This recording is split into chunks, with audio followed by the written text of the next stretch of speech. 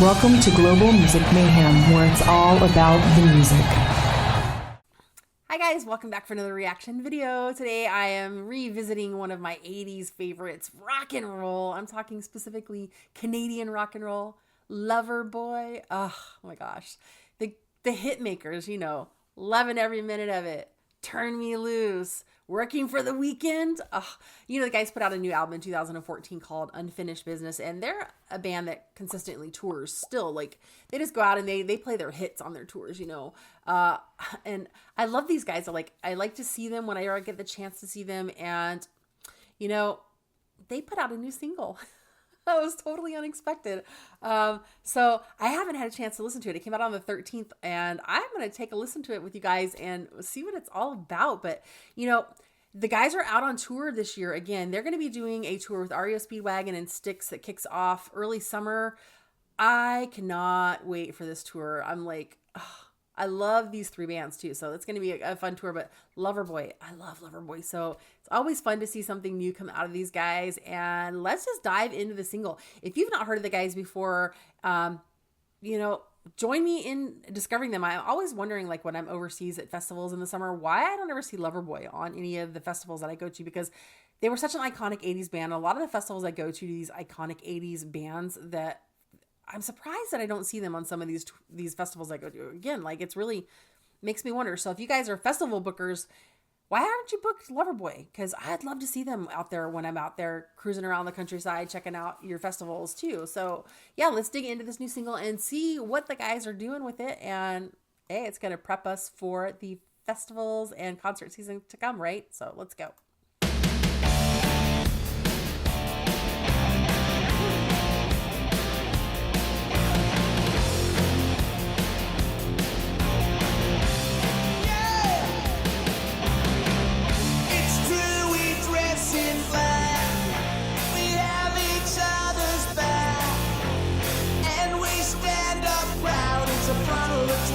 It's a matter of fact.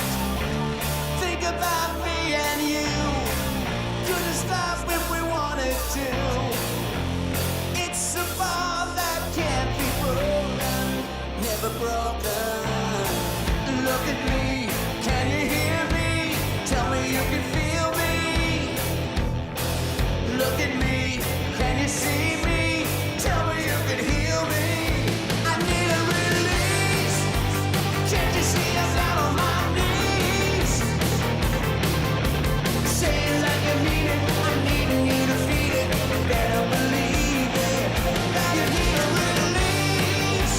Don't you know I'm begging you, please? You know you gotta be it. I know you really need it. Never gonna seize it till we get a release.